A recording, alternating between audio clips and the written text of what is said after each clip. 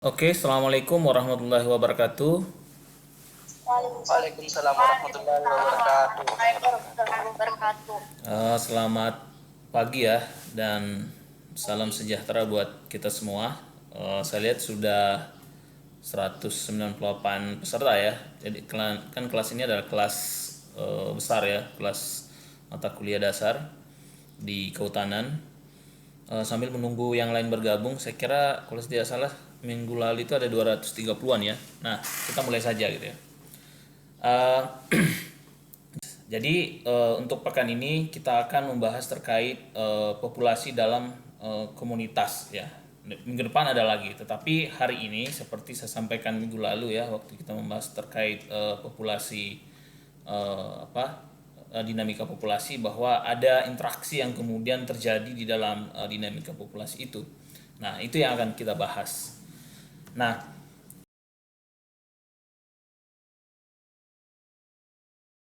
dari gambar pertama mungkin ada yang mau ini ada yang bisa memberikan penjelasannya. Kita review sekitar 5 menit ya pelajaran kita minggu lalu. Kalau yang gambar kurva pertama ini apa ini? Ada yang ingin mensumbangsikan waktunya untuk memberikan penjelasan untuk review? Pak. Ya, silakan. Siapa ini ya? Afik Pak. Oh, Afik, silakan Afik.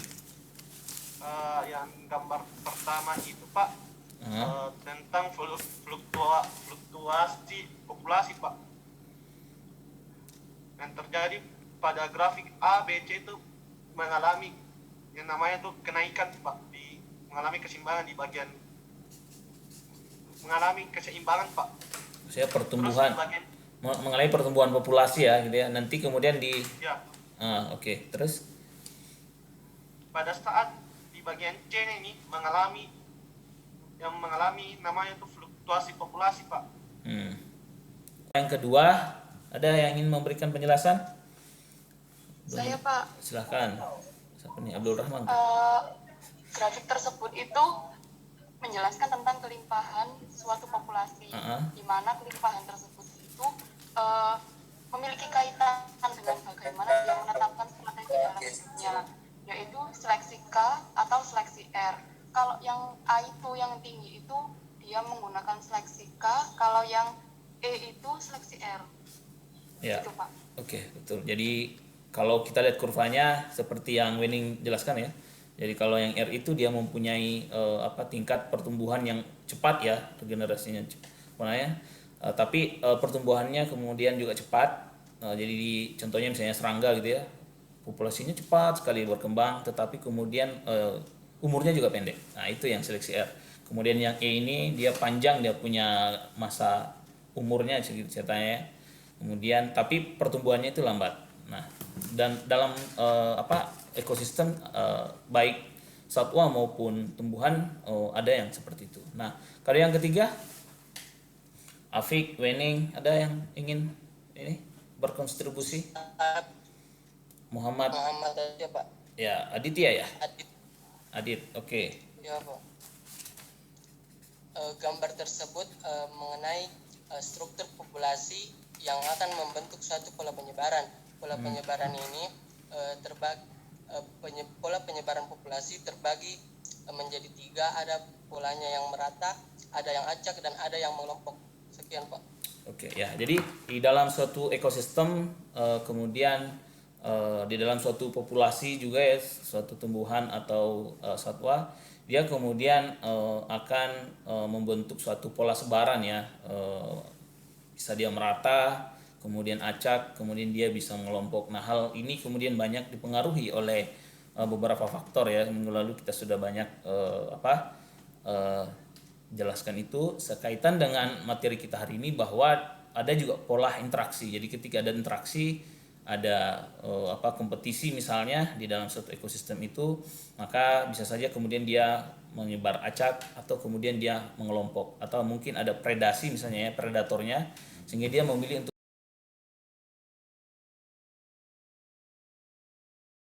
di awal ya. Prof Oka juga sudah menjelaskan ini terkait CPL dan CPMK mata kuliah kita Jadi kalau CPL yang yang dibebankan ke mata kuliah ekologi itu ada 3, Anda bisa lihat di sini. Kemudian CPMK-nya ada 5 dan ada 16 sub CPMK. Nah, sehingga sasaran belajar kita hari ini itu untuk di pekan ke-11 ya, di sub CPMK 11 adalah yang ini. Jadi kita hari ini harapannya bahwa setelah mempelajari terkait dengan interaksi ini, kita kemudian bisa menjelaskan ya beberapa tipe dari interaksi itu, kemudian apa itu yang dimaksud dengan kompetisi, predasi, kemudian ada pengaruh gradien ya di dalam sebuah piramida makanan gitu ya, piramida populasi, itu yang akan kita lihat di dalam suatu ekosistem. Nah, sehingga kalau pokok bahasan kita bagi menjadi 3 hari ini. Yang pertama adalah terkait interaksi antar organisme ya. Jadi bagaimana interaksi yang terjadi di antar organisme. Jadi antar organisme baik itu individu yang sama maupun individu yang berbeda gitu ya. Baik kalau misalnya di hutan ya, kalau satwa antar sesama rusa, atau misalnya antara rusa dengan banteng misalnya ya, atau dengan burung merak kalau misalnya dia di padang rumput. Itu kita ingin lihat apakah ada interaksi yang terjadi. Kemudian yang kedua adalah interaksi antar populasi. Bagaimana sesama antar populasinya? Apakah juga ada interaksi gitu ya yang terjadi. Kemudian yang ketiga adalah di dalam suatu komunitas. Komunitas kan beberapa populasi gitu ya. Jadi maksudnya di sini adalah komunitas, misalnya ekosistem hutan dengan ekosistem sawah misalnya gitu ya, ekosistem kebun. Apakah itu kemudian juga ada interaksi yang terjadi? Seperti apa hubungannya gitu ya. Nah,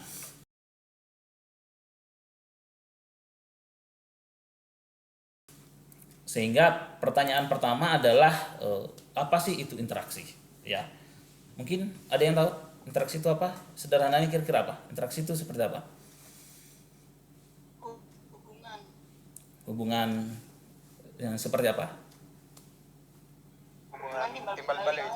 Jadi ada hubungan ya antar dua hal atau lebih gitu ya, antar dua kalau misalnya di tumbuhan antar dua jenis atau lebih yang kemudian bisa menimbulkan sebab akibat gitu ya.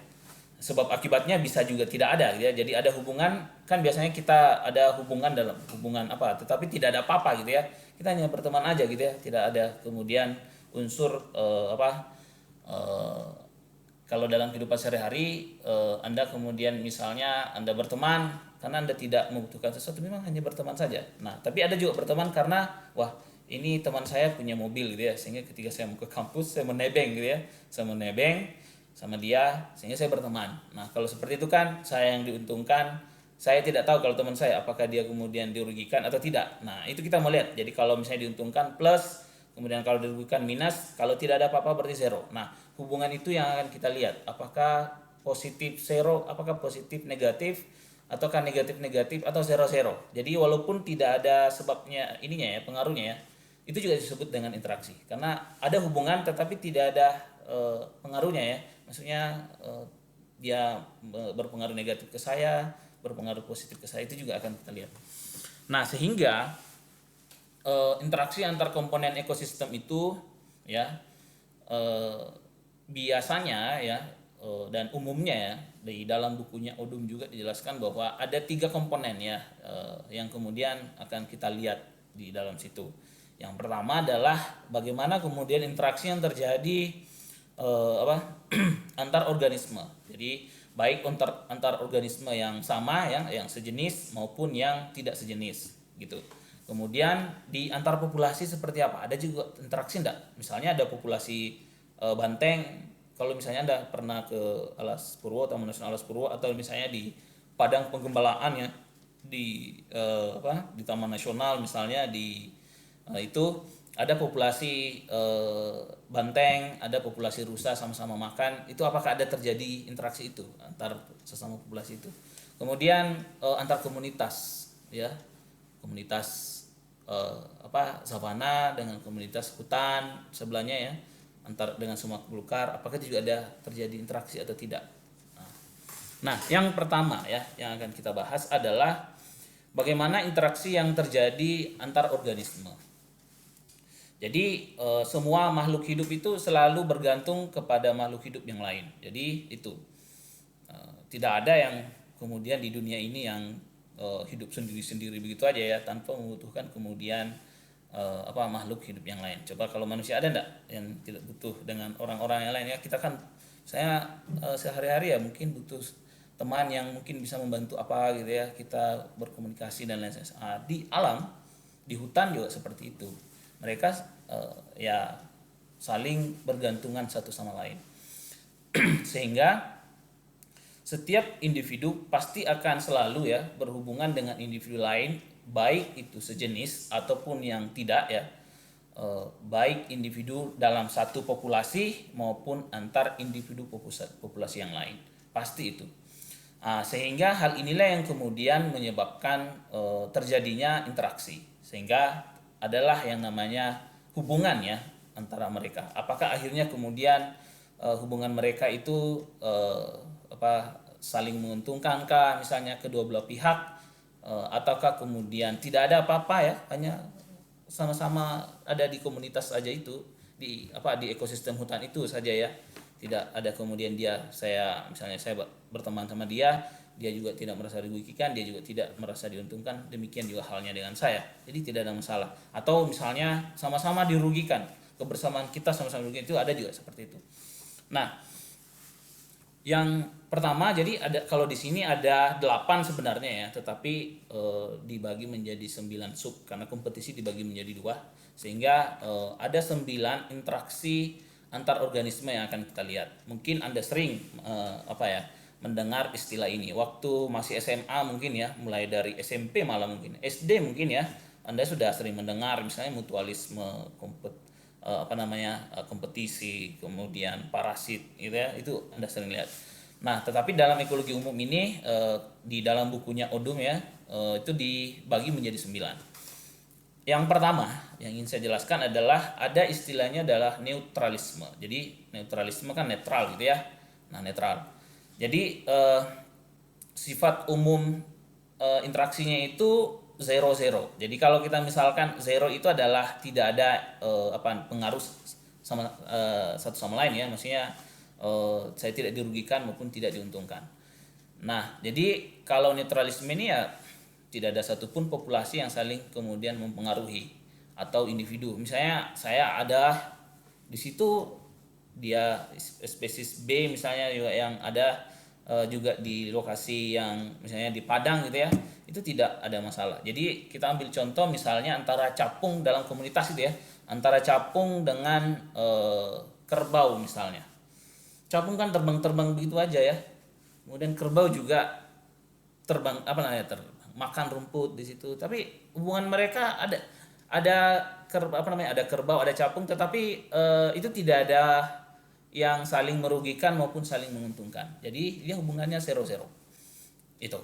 Makanya disebut netral. Jadi tidak ada masalah. Jadi sama kalau di Anda pertemanannya Anda berteman tetapi Anda juga tidak ada unsur bahwa mau memanfaatkan dia gitu ya. Tidak ada juga pengaruh dengan adanya dia Anda merasa bagaimana, diuntungkan atau gimana. Demikian sebaliknya.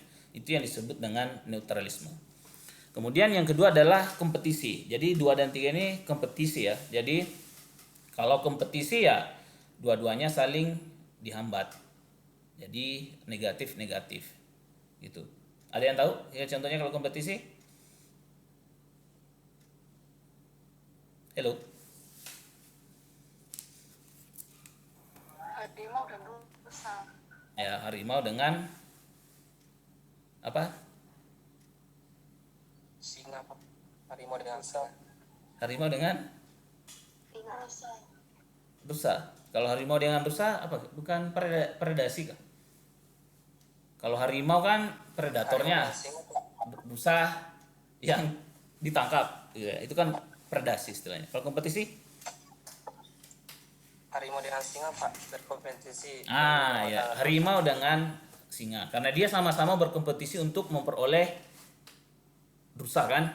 Dia sama-sama makan, ya makanannya sama. sini. Yang B, interaksi antar populasi. Jadi kalau kita lihat gambar, ada populasi zebra, ada populasi gajah, ada populasi rusa, dan ada populasi lain-lain gitu ya. Jadi antara populasi yang satu dengan populasi yang lain itu selalu terjadi interaksi secara langsung ataupun tidak langsung di dalam suatu komunitas. Minggu lalu sempat juga saya jelaskan kalau kita melintas di Taman Nasional Bantimurung Bulu Sarang, kalau Anda orang Bone misalnya ya, mau pulang kampung mudik, cuman tahun ini dilarang mudik ya. Anda akan melewati hutan karentah ya. Mungkin kalau Anda orang Bone atau orang Topeng atau apa itu mungkin pernah. Situ Anda akan melihat ada populasi makaka mora, monyet hitam gitu ya, yang merah pantatnya ya. Kalau Anda lihat mungkin ke sana ada yang penjual bal itu biasa tuh keluar. Nah, antar sesama antar populasi yang satu, jadi mereka kan ada sekitar 30 ekor ya populasi daripada monyet itu. Populasi yang satu dengan populasi yang satunya lagi itu biasanya berkelahi karena ada interaksi yang terjadi. Apa yang mereka perebutkan adalah home range-nya ya, wilayah jelajahnya. Oh, kamu tidak bisa di sini, ini adalah wilayah kekuasaan saya. Nah, itu ada interaksi yang terjadi. Siapa yang sama-sama kemudian membutuhkan rumput ya, maka di antara populasi itu kemudian terjadi kompetisi di antara mereka, di antara populasi mereka gitu ya. Terus di kompetisi ini kemudian dibagi menjadi dua. Jadi kalau kita di bidang ekologi, kita biasanya membagi dua kompetisi itu. Ada kompetisi intraspesifik, jadi kompetisi yang kemudian terjadi pada individu-individu yang termasuk dalam satu spesies yang sama. Jadi ada terjadi kompetisi, kalau kita lihat ini di akuatik ya, di wilayah perairan. Kalau ini ikan, maka dia akan berkompetisi sesama individu-individu yang bergaris-garis ini. Ikan zebra mungkin ini namanya. Saya tidak terlalu ini. Bukan orang lautan soalnya ya. Tidak terlalu paham kalau ikan. Terus kalau yang kompetisi intraspesifik adalah suatu kompetisi yang kemudian terjadi pada individu-individu yang berlainan jenis. Jadi yang kalau di sini contohnya ya yang zebra ini dengan yang orange gitu ya. Itu kemudian terjadi kompetisi. Yang berlainan jenis. Oke, sudah berapa menit ya? Terus yang selanjutnya adalah interaksi antar komunitas. Jadi interaksi antar komunitas itu ya antar komunitas ya, dalam antar tahu kan kalau komunitas ya, komunitas itu kan gabungan antara populasi kan yang berbeda. Nah, contohnya adalah antara sawah misalnya ya, antara komunitas sawah dengan komunitas sungai.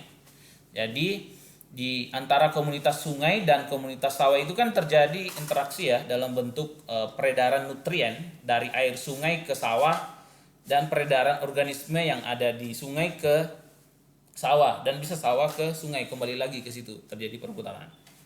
Atau misalnya kalau kita di bagian di hutan, di wilayah ekoton dengan wilayah memang hutannya di dalam. Jadi wilayah perkebunan, ekoton dan wilayah hutannya. Kalau ekoton ini kan wilayah peralihan ya antara hutan dengan kebun. Nah, itu juga kemudian terjadi interaksi. Jadi ada perputaran ya. Ada peredaran nutrisi yang kemudian hewan yang biasanya di kebun juga bisa saja masuk ke hutan mencari makan, sehingga terjadi yang namanya peredaran nutrisi. Nah, ini terjadi ya interaksi, disebut dengan interaksi. Sehingga interaksi antar komunitas itu cukup kompleks ya, karena tidak hanya melibatkan organismenya saja, tetapi juga aliran energi. Jadi tidak hanya karena antar organismenya saja ya, entahkah akhirnya dia bermusuhan. Kalau yang tadi kan, akhirnya saya jadi bermusuhan, selalu berkelahi dengan populasi A dengan populasi sebelah gitu ya. Tidak hanya itu, tetapi dari segi aliran energi juga dan makanan ya, itu juga terjadi interaksi. Jadi sehingga ada peredaran. Ya, peredaran nutrisi dari spesies satu ke ini. Contoh lebih mudah adalah misalnya di piramida, di jaring-jaring makanan itu kan terjadi perpindahan ini ya, nutrisi kan dari level bawah tingkat 1 sampai ke konsumen sampai ke predator di atas, kemudian ada pengurai gitu. Itu. Nah, sehingga kalau kita lihat interaksi antar komponen biotik dengan abiotik misalnya antar komponen komunitas ini ya, itu komponen yang kemudian akhirnya antara kedua ini kan akhirnya membentuk suatu ekosistem. Jadi interaksinya, dengan adanya interaksinya inilah yang kemudian akhirnya membentuk suatu ekosistem antara komponen yang makhluk hidup dengan yang tidak hidup gitu ya, komponen biotik dan abiotik. Nah, hubungan antara organisme dengan lingkungan ini kemudian menyebabkan terjadinya ya aliran energi. Jadi ada perpindahan energi yang terjadi. Mulai kalau dari kita berarti ada energi yang kita misalnya dari matahari menyerap matahari menyerap, diserap dia punya ini ya dengan tumbuhan melalui proses fotosintesis, kemudian energi berpindah ke hewan misalnya. Kemudian kita juga memakan hewannya ya, misalnya dagingnya berpindah ke kita, nanti saat kita juga terurai dan dimakan juga oleh pengurai, dan itu berputar, sehingga itulah yang kemudian membentuk suatu ekosistem.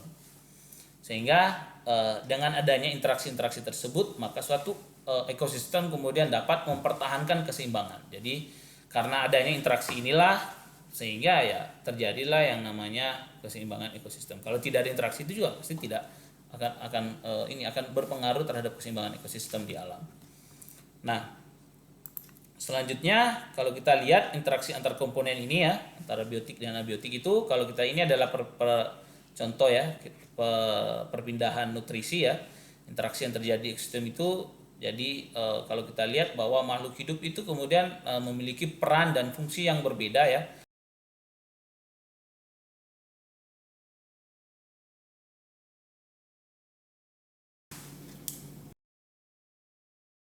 Kan begini Pak, bagaimana keadaan suatu ekosistem jika jaring-jaring makanan yang menyusun ekosistem tersebut itu semakin kompleks jumlahnya Pak, Semakin banyak atau bahkan ya. semakin sedikit. Oke. Ada lagi? Itu sih Pak. Oh. Dan bagaimana mengatasinya? Ya. Jadi ketika jaring-jaring makanan itu semakin banyak dia punya berantai-berantainya gitu ya, maka ya pasti kemudian proses interaksi itu tadi ya, peredaran nutrisi itu akan semakin banyak juga kemudian akhirnya terjadi. Nah, kalau dia semakin sedikit ya pasti lebih sedikit juga kemudian peredaran nutrisi yang terjadi. Itu kemudian akhirnya ya tidak ini juga. Nah, peredaran ini kemudian akhirnya kan membuat dengan semakin kompleksnya itu semakin banyaknya jaring-jaring makanan dalam suatu ekosistem, dalam kaitannya dengan apa yang kita harapkan hari ini ya, sasaran belajar kita hari ini, bahwa ketika semakin kompleks suatu jaring-jaring makanan maka semakin tinggi juga tingkat biodiversity-nya, tingkat keanekaragamannya. Jadi ketika dalam suatu wilayah di situ gitu ya, suatu tempat itu kompleks dia punya jaring-jaring makanan, ada banyak dia punya, maka pastilah semakin tinggi dia punya tingkat keanekaragaman hayati gitu. Biodiversity di situ pasti akan semakin kaya. Nah, harapan kita ya itu, kita mengharapkan keanekaragaman hayati yang kemudian semakin beraneka ragam, karena dengan beraneka ragamnya itu kan kemudian akhirnya ada banyak kemudian kalau dari kita kaitkan dengan kebutuhan kita gitu ya, ada banyak kemudian manfaat yang bisa kita peroleh. Karena kita tahu bahwa ada banyak kemudian sumber-sumber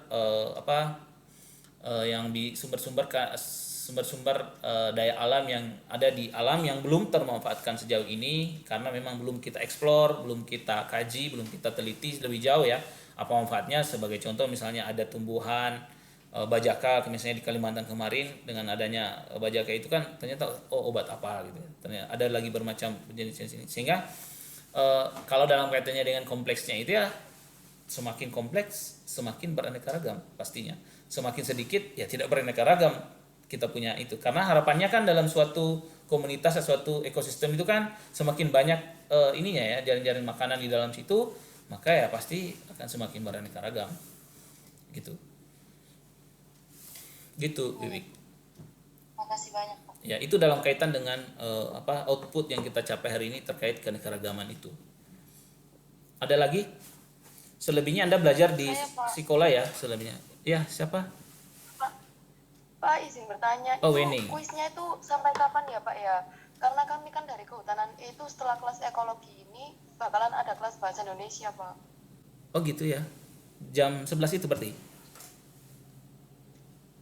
Jam 11? Jam 11 kuliah bahasa Indonesia ya? Kalau gitu saya buka sekarang, ya saya kasih waktu 5 menit. Silahkan dikerjakan. Anda atau gini, Anda pelajari dulu, kan ada bahan ajarnya saya sudah kirimkan, Anda pelajari sekitar 10 menit. Kemudian kuisnya nanti saya tutup berarti 20 menit lagi. Berarti kan ini sudah 41.